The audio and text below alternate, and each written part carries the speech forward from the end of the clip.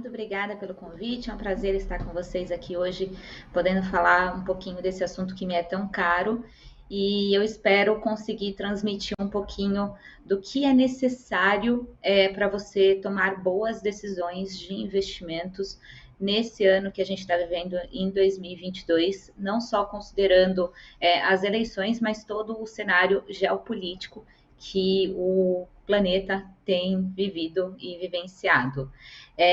Acho que o mais importante no momento de pensar em investimentos é a gente deixar de ver os investimentos como uma coisa pontual que eu faço quando me sobra um determinado dinheiro e passar a vê-lo como uma rotina essencial que faz parte da vida durante todo o decorrer de geração de renda, de geração de riqueza, seja da pessoa individualmente, seja da sua família, para a realização de determinados objetivos.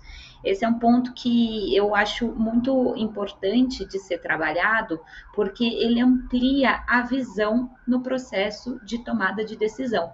Então, eu deixo de ter questões pontuais, né? Onde eu invisto agora, o que eu faço agora com o meu dinheiro, e eu passo a enxergar um processo para a realização desses objetivos.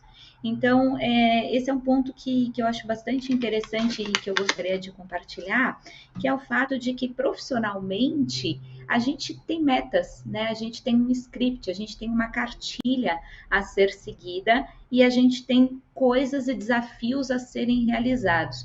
E quando a gente traz esse assunto para a parte pessoal e para a parte de investimentos, muitas vezes a organização desses pontos, dessas metas e desses objetivos, ela não é tão clara.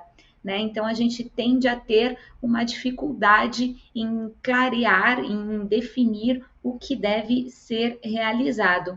E isso não é uma questão que seja só porque eu não tive educação financeira, então, por causa disso, eu tenho essa dificuldade na definição de metas. Não. Isso está muito mais relacionado a toda a história do dinheiro e o que o dinheiro representa na nossa vida, né? Dinheiro, ele é muito mais do que dinheiro. Dinheiro, ele é um meio que possibilita a gente realizar as coisas que a gente deseja, ele possibilita que tenhamos segurança, ele possibilita que tenhamos conforto, que tenhamos projeções sociais. Então, quando a gente traz toda essa complexidade para o olhar para o dinheiro e para a definição dessas metas e dessas estratégias, definir aonde vai ser investido, aonde eu vou alocar os meus recursos diante de um cenário macroeconômico desafiador, que é o que a gente vê não só agora em 2022, mas isso faz parte bastante da realidade do brasileiro, fica uma peça menor e facilita o processo de tomada de decisão. Então, a gente tem basicamente dois cenários, né? Considerando tudo isso que eu falei e a importância da tomada de decisão, do investimento, não ser uma questão pontual, mas ser uma questão perene que ocorre ao longo da vida, eu tenho basicamente dois cenários. Eu tenho um cenário onde todos os meses me sobra um dinheiro, e é esse o cenário desejável. Então, se você vive hoje numa dinâmica onde praticamente não sobra dinheiro e às vezes até falta dinheiro, te sinalizo aqui como profissional que algo não está certo na forma como você decide alocar o seu dinheiro, nas escolhas que você faz com relação ao seu estilo de vida, aos seus gastos essenciais e às suas prioridades financeiras. É necessário sobrar dinheiro todos os meses. Se não sobra, alguma coisa não está certa. Por quê? Porque a dinâmica do dinheiro ela é basicamente a seguinte: enquanto eu sou jovem, enquanto eu tenho energia e eu tenho força produtiva para gerar essa renda de forma ativa, eu estou gerando ali todos os meses um valor que vai ser utilizado para o meu consumo e para o meu estilo de vida. Em algum momento, por mais longevos que nós estamos, né, por mais longeva que a nossa sociedade esteja sendo, por maior longevidade que a gente tenha alcançado, em algum momento do tempo, nós não teremos condições físicas de gerar esse dinheiro de forma ativa na mesma força, na mesma capacidade que a gente tem hoje nos nossos anos presentes. Então, é importante que quando esse momento de redução da capacidade produtiva, que acontece inclusive com máquinas, então não haveria por que acontecer conosco, não acontecer conosco, considerando que nós sequer somos máquinas, né? Então, considerando que nesse momento, que esse momento vai chegar, eu preciso ter aqui uma reserva financeira, um patrimônio capaz de me gerar renda suficiente para que quando eu reduza as minhas horas de trabalho e a minha capacidade produtiva, eu não tenha com isso que arcar com uma redução no meu padrão de vida. Então, para quando chega esse momento, eu preciso ter um patrimônio formado, uma reserva financeira formada. E aí, fazendo um paralelo com os nossos desafios profissionais e os nossos desafios de negócios, eu sei que profissionalmente eu tenho que me formar, eu tenho que me atualizar, eu tenho que entregar metas da minha empresa, eu tenho que entregar metas do meu negócio. Como que eu olho para a minha questão financeira, né? Porque muitas vezes a questão financeira pessoal, essa clareza na organização dos objetivos, ela não é muito grande. Então, e somado ao fato de que no Brasil a gente tem bastante instabilidade política e econômica, a gente acaba vivendo um dia de cada vez, porque cada dia é uma surpresa nova, né? Uma coisa nova que a gente vai enfrentar. Então, a gente acaba assumindo uma postura de deixa a vida me levar, a vida leva eu. E o problema desse tipo de comportamento com relação às finanças é que a visão, de novo, assim como decisão de investimentos, ela se torna muito míope. E muitas vezes esse planejamento, essa construção de patrimônio pode, de alguma forma, ficar subjugada, ficar menosprezada, ficar sem uma falta de estratégia que, de fato, vá trazer a realização desses objetivos. Tudo isso que eu estou falando é muito importante e é uma mudança de mindset, é uma mudança na forma como a gente olha a questão dos investimentos, tá? Por isso que é tão importante a gente trabalhar bastante essa mudança, esse amadurecimento na relação com o dinheiro, para que a gente comece a se tornar um pouco menos reféns e mais protagonistas na tomada de decisão, nas estratégias da nossa vida financeira. Eu estou aqui conversando, falando um monte de coisa, eu não tenho acesso, as pessoas estão entendendo, estão participando, têm dúvidas, gostariam de colocar de alguma forma alguma informação com relação ao que eu estou compartilhando aqui com vocês, por favor, me comuniquem de alguma forma esses pontos. Então, vamos lá. É importante a gente ter essa definição de objetivos. E como que eu defino objetivos, né? O que são os objetivos financeiros? Bom, tem essa formação de patrimônio que eu comentei, que ele é um objetivo predominantemente de longo prazo. Talvez mais longo prazo para alguns, menos longo prazo para outros, mas ele tende a ser, é desejável que ele seja um objetivo de longo prazo. E o que significa um objetivo de longo prazo? Significa um prazo para realizá-lo superior a 5 anos. E aí, quando eu tenho esse objetivo de longo prazo, eu tenho uma infinidade de alternativas financeiras, de produtos financeiros e de estratégias que vão me trazer os melhores resultados. No Brasil, a gente tem muito costume de investir em renda fixa dado o nosso contexto, o nosso panorama econômico, onde a gente tem produtos que oferecem taxas de juros muito elevadas e num percentual superior e significativamente superior à nossa taxa de inflação média. Então, o ganho que a gente tem com esses produtos costuma ser bom, mas de 2018, 2017 para cá, é visível e é notório a quantidade de informação sobre finanças e sobre investimentos que começaram a ficar disponíveis nas plataformas que a gente acessa. Então, houve uma conscientização durante esses anos todos. Agora a gente está num período um pouco mais desafiador. Algumas pessoas podem ter medo e voltar para a renda fixa. Mas durante esses anos que a renda fixa ela estava pagando um pouco menos e houve esse movimento no mercado de renda variável, houve também uma educação e uma conscientização maior sobre a importância de diversificar esse portfólio de investimentos para a realização de objetivos que são de mais longo prazo. Eu dei o exemplo aqui da independência financeira, da formação de patrimônio, mas podem existir diversos objetivos de longo prazo. Por exemplo, se você tem crianças, se você tem filhos que são pequenos, um objetivo de longo prazo é pagar a faculdade dos filhos, ou então permitir que eles façam intercâmbio.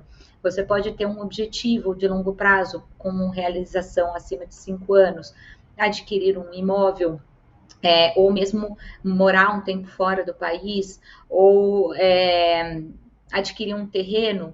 Existem diversos objetivos. A questão é você definir esses objetivos e você definir o prazo para a realização desses objetivos, porque muitas vezes, de novo, com o dia a dia, com os desafios que a gente tem em outras esferas da vida para endereçar, essa esfera, que é a esfera financeira, ela acaba ficando um pouquinho subjugada e isso não é positivo para a realização, para a manutenção, na verdade, do nosso padrão de vida nesse momento da aposentadoria ou da independência financeira e no limite, gente, até mesmo quando a gente pensa no desenvolvimento do país, né? Porque o que é o desenvolvimento econômico de um país?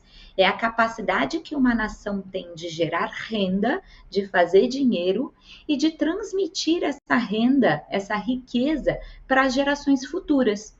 Se a cada geração em que a renda é gerada, ela é consumida, existe um trabalho bastante desafiador para as gerações futuras de construir de novo toda essa riqueza, todo esse valor e consumir e poder gerar e poder transmitir para as gerações futuras. Tá? Então, quando a gente fala sobre a definição de objetivos e prazos claros para a realização desses objetivos e como isso afeta a questão dos investimentos, se quando a gente olha para isso, a gente está olhando para o nosso micro, né, para a nossa vida ali, para o nosso dia a dia, por outro lado, a gente de alguma forma está falando também do desenvolvimento do nosso país. Então, olha qual é a importância e qual é o peso, qual é o protagonismo que a gente passa a ter nessa tomada de decisão. A gente deixa de ser refém, né? Então, sobrou um dinheirinho, eu invisto, não sobrou, eu não invisto, vida me leva, cada dia por vez, um dia de cada vez, e a gente passa a falar, não, peraí, é um dia de cada vez, sim, mas com um objetivo claro a ser realizado, um objetivo bem definido. E aí, quando a gente fala desses objetivos de longo prazo, é muito importante ter uma diversificação desses investimentos. O momento que a gente está é desafiador, sim, mas existe uma perspectiva positiva para o crescimento do Brasil. Então, ter um percentual do seu patrimônio, da sua estratégia de investimentos alocados em renda variável, faz sentido, sim. Quanto será esse percentual? Depende do seu perfil de risco e do qual peso a realização desse objetivo hoje tem dentro do seu patrimônio. Eventualmente, pode representar 45% em renda variável, 30%, 15%. Tudo isso vai depender, de novo, do seu perfil de investidor e do prazo para a realização e do peso que esse objetivo tem hoje nas suas finanças. Por quê? Porque muitas pessoas começam a fazer investimentos e tomar decisões de investimentos considerando que tudo é longo prazo. Não, 100% aqui do meu dinheiro é longo prazo, eu vou colocar um percentual significativo em renda variável, porque eu tenho todos esses objetivos de longo prazo a serem realizados. Só que a vida não acontece no longo prazo, a vida acontece aqui e agora. E o aqui e o agora no curto prazo, nos investimentos, nas finanças, é considerado curto prazo. Tá? Então, curto prazo são todos aqueles objetivos e toda aquela vida que eu vou viver num horizonte de tempo de 1 a 3 anos, médio prazo de 3 a 5 anos e aí longo prazo a partir de 5 anos. O desejável é que nós tenhamos pelo menos 3 objetivos bem definidos para cada horizonte de prazo. E aí, com base nessa organização desses objetivos e na alocação desse dinheiro, né, da disponibilidade desse dinheiro, a gente vai tomando essas decisões de investimentos.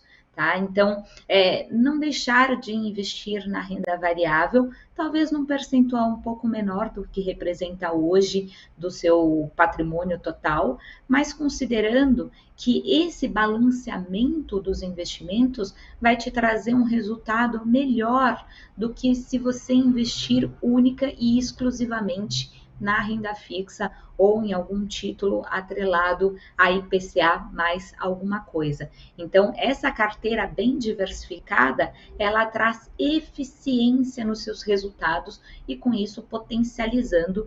E quando a gente potencializa e a gente traz eficiência para os nossos investimentos, o que a gente faz de uma forma bastante prática?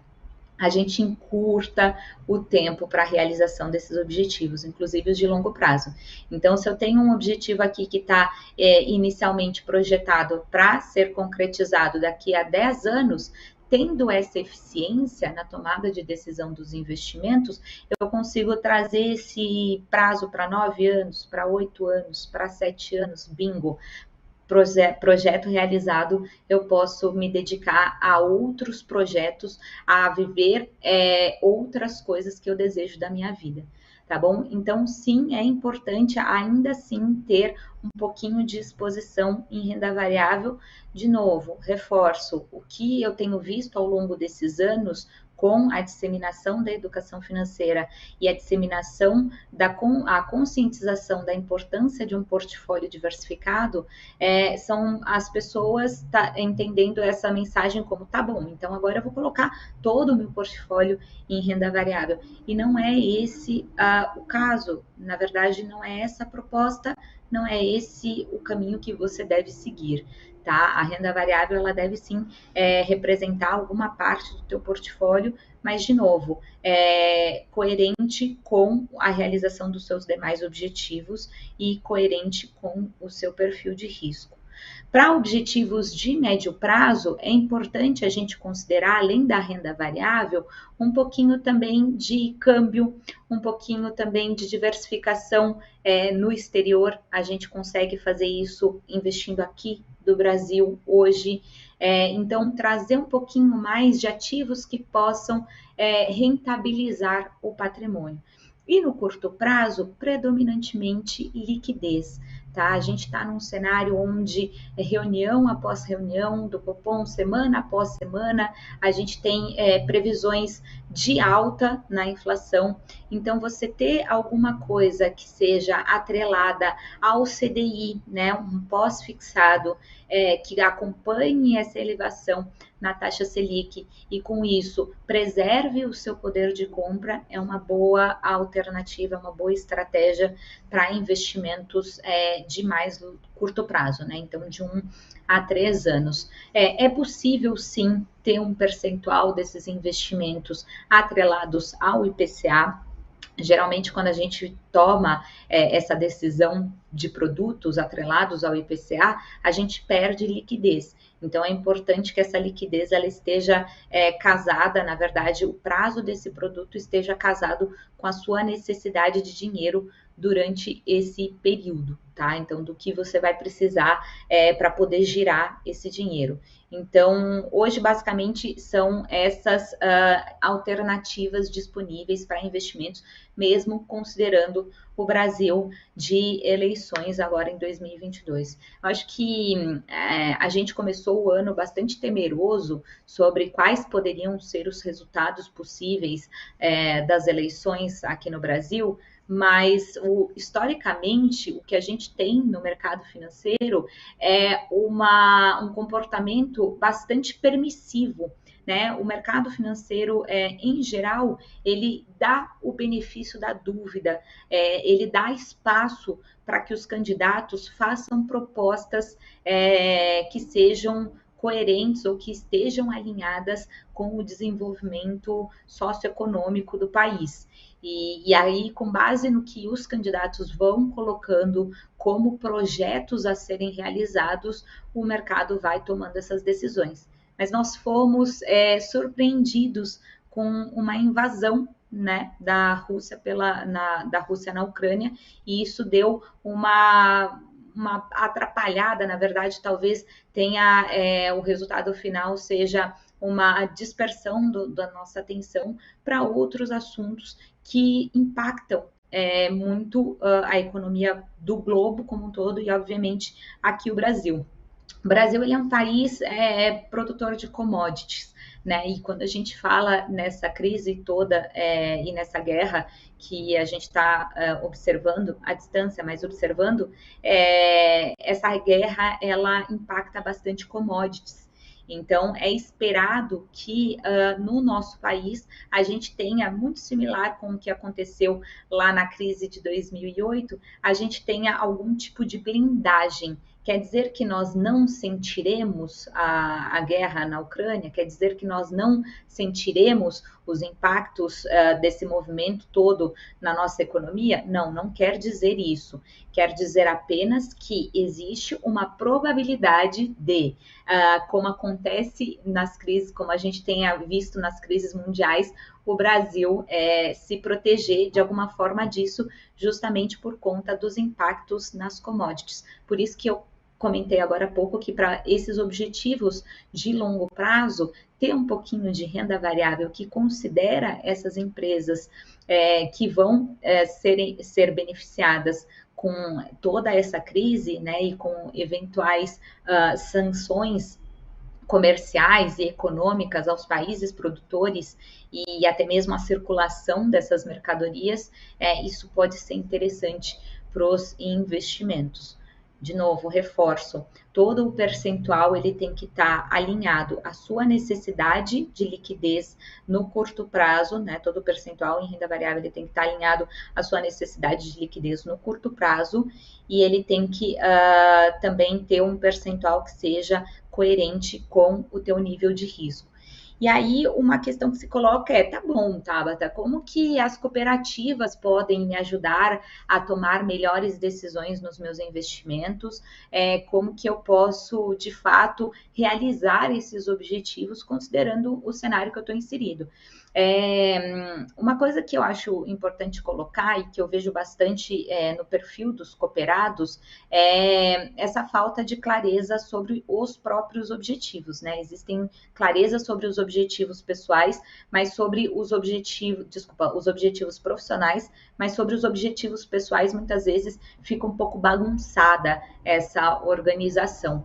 Então, quando o cooperado ele entende o cenário que ele vive, ele entende a forma como ele gera renda e ele entende que esse cenário ele precisa presente, ele precisa conversar com a construção de patrimônio no futuro, essa organização ela tende já a trazer mais eficiências. Então, as tomadas de decisões já são mais eficientes. E no contexto da cooperativa, você tem diversas alternativas que são bastante interessantes e que outras pessoas não têm.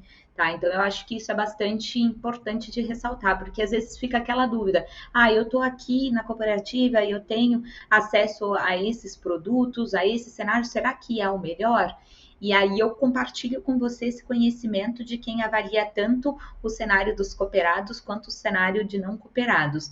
E, em média, o que eu percebo é que sim, existem boas alternativas de produtos e de investimentos para os cooperados, né? Então, inclusive de previdência. Eu sei que um dos painéis aqui hoje é sobre um fundo de previdência e ele é, diga-se de passagem, muito bom. Então, tem produtos muito bons, né, que são oferecidos.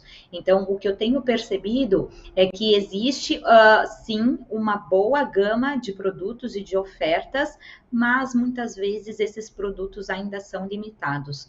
Então, eu acredito que os cooperados, no aumento do entendimento da educação financeira e com mais clareza sobre as metas a serem realizadas, a serem atingidas, ele pode também solicitar uma gama de oferta, né, uma gama de alternativas e de produtos mais rica para que ele possa compor as suas estratégias pessoais também com mais diversidade.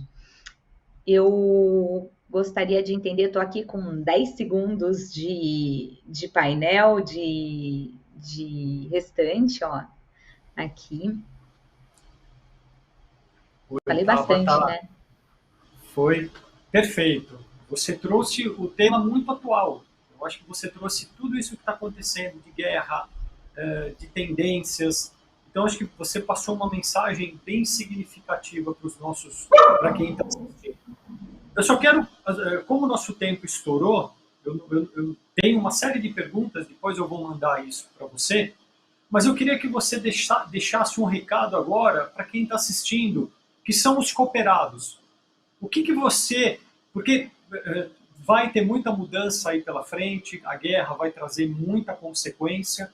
Que recado que você dá em termos de economia? O que você deixa um recado para a gente, tá?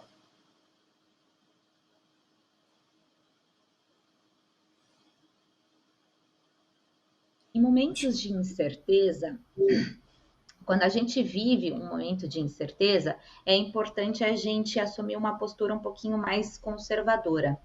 E o conservador não significa que eu vou simplesmente deixar de investir o meu dinheiro ou guardar o meu dinheiro embaixo do colchão. Não, o conservador significa que eu vou eventualmente tomar decisões que sejam menos arriscadas, mas não deixar de decidir. Então, para os cooperados, a mensagem que eu tenho para compartilhar é: não deixe de pensar na diversificação dos seus investimentos, pensando que o Brasil vai crescer, que essa guerra vai passar e que existem boas perspectivas. Talvez num percentual um pouco menor, para que você tenha mais tranquilidade para passar por esse período turbulento agora que a gente tem aí nos próximos anos, talvez dessa forma, mas não deixar essa diversificação. E outro ponto que eu acho que é importante compartilhar também é que no momento em que a gente tem incerteza, é importante a gente repensar os nossos hábitos de consumo, né? Então, como é possível que, sem deixar de ter a qualidade que me é importante neste momento, eu consiga mudar a minha estrutura ou ter mais eficiência na minha estrutura financeira orçamentária atual para que eu consiga ter essa reserva que vai me suportar para passar por esse período de turbulência. Então, a mensagem que eu traria para vocês é: pensem tanto no orçamento quanto nos investimentos com esse olhar maior de segurança, mas cuidando para que a segurança não te leve para uma posição de mais risco, que é justamente concentrar todos os seus ovos numa única cesta, ou até mesmo aumentar a probabilidade de você, de alguma forma, colocar as suas finanças e o seu dinheiro em risco. Excelente, Tabata. Quero te agradecer muito pela sua explicação. Você trouxe muita coisa interessante aqui para a gente. Obrigado pela sua presença no Cop Talks Perspectivas. Te agradeço muito. Um excelente dia para você. Obrigada igualmente para todos vocês, um excelente evento.